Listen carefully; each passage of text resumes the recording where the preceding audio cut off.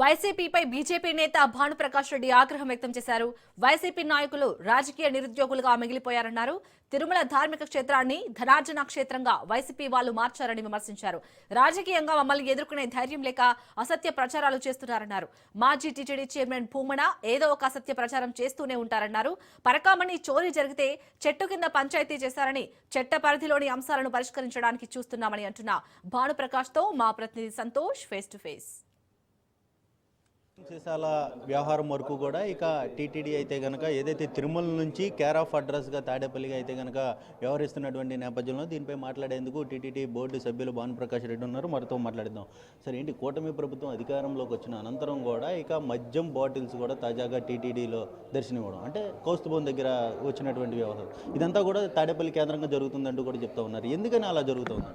అంటే రాజకీయ నిరుద్యోగులుగా మిగిలిపోయినటువంటి వైసీపీ నాయకులు, రాజకీయంగా మమ్మల్ని ఎదుర్కొనే ధైర్యము దమ్ము లేని వైసీపీ నాయకులు ఈరోజు తిరుమల టార్గెట్ తిరుమలగా వారు పనిచేస్తున్నారు. అసత్య అబద్ధపు ప్రచారాలతో గోశాల నుంచి గోవిందుడి వరకు నిత్యం మా మీద ఆరోపణలు చేస్తున్నారు. మొన్న జరిగినటువంటి సంఘటన కౌస్తుభవన్ దగ్గర మద్యం బాటలు వాళ్లే పెట్టి వాళ్ళ సాక్షికి సంబంధించిన ఫోటోగ్రాఫర్ వైసీపీ నాయకులు దాంట్లో ప్రత్యక్ష పాత్ర ఉందని చెప్పి పోలీస్ శాఖ సాక్ష్యాధారాలతో పాటు అరెస్ట్ చేయడం జరిగింది. ఇంకా వాళ్ళు మేకపోతే గంభీరాన్ని ప్రదర్శిస్తూ మేము తప్పు చేయలేదు, తప్పు చేశారు కాబట్టి మీ మీద చర్యలు తీసుకున్నాం.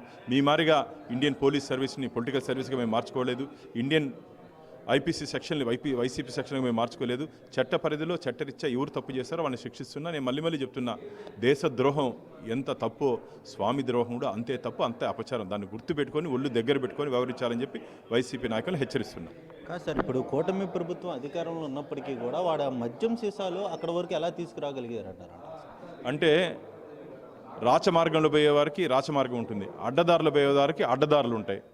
అటవీ ప్రాంతంలో అనేక దారులు ఉన్నాయి కాబట్టి అడ్డదారులు వచ్చి దాన్ని పెట్టారేమో అని చెప్పి మాకు అనుమానాలు ఉన్నాయి. అన్ని వివరాలు తొందరలోనే పూర్తి వివరాలతో స్వామివారి భక్తుల ముందు చట్టం ముందు పెట్టబోతున్నాం. సరే, ఈ పరకామణి కేసు కూడా మీరు గతం నుంచి కూడా అనేక విధాలుగా కూడా ఆరోపణలు చేస్తూ ఉన్నారు. ప్రస్తుతం దానికి సంబంధించి స్టేటస్ ఏ విధంగా ముందుకెళ్ళబోతుంది? ఇప్పటికే పరకామణి అంశంలో మొన్ననే అత్యున్నత న్యాయస్థానం హైకోర్టు దాంట్లో అధికారులు తమ అధికారాన్ని దుర్వినియోగం చేశారు. వారి మీద చట్టరీత్యా చర్యలు తీసుకోండి అని చెప్పి సిఈడి అధికారులకి, ఏసీబీ అధికారులకి ఆదేశాలు ఇవ్వడం జరిగింది. తొందరలోనే దాంట్లో ఎవరెవరు ఉన్నారో పాతదారులు, సూత్రధారులు, లబ్ధిదారులు అందరూ చట్ట పరిధిలో చట్టరీత్యా పోలీసు అధికారులు చర్యలు తీసుకునే అవకాశం తొందరలోనే ఉంది. ఈ పరకామణి కేసులో కీలకమైనటువంటి అధికారి కూడా ఇక్కడ చనిపోవడం జరుగుతూ ఉంది. అంటే దీనికి సంబంధించి ఏ విధంగా ముందుకెళ్ళిందంటారు? ఖచ్చితంగా దాని మీద కూడా అధికారి మరణించిన వ్యవహారం మీద కూడా కోర్టు స్వయంగా హైకోర్టు పరిధిలోనే మేమే విచారణ చేపడుతున్నాం. పూర్తి వివరాలు మాకు సమర్పించమని చెప్పి రాష్ట్ర హైకోర్టు కూడా అధికారులను ఆదేశించడం జరిగింది. అంటే ఇప్పుడు తాజాగా టీటీడీ బోర్డు సభ్యులైనటువంటి జంగా కృష్ణమూర్తి రాజీనామాకి సంబంధించి ఒక వివాదం, స్థల వివాదం అనేది కూడా మీరు అబ్జెక్షన్ పెట్టారు. దానికి సంబంధించి అంశం కూడా ఇప్పుడు చర్చనీయాంశంగా మారినటువంటి పరిస్థితులు. అంటే దీన్ని ఏ విధంగా?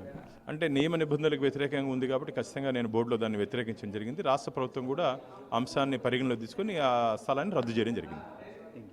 ఇది ఏదైతే ఇక రాష్ట్రంలో టీటీడీ కేంద్రంగా చేస్తున్నటువంటి అరాచకాలకి కేర్ ఆఫ్ అడ్రస్గా తాడేపల్లి మారినటువంటి నేపథ్యంలోనే వారందరిపై కూడా చట్టపరమైనటువంటి చర్యలు తీసుకుంటామంటూ కూడా భానుప్రకాష్ రెడ్డి అయితే తెలియజేస్తున్నారు. వీడియో జర్నలిస్ట్ మహేష్తో Santosh, Raj news, BJP office నుంచి.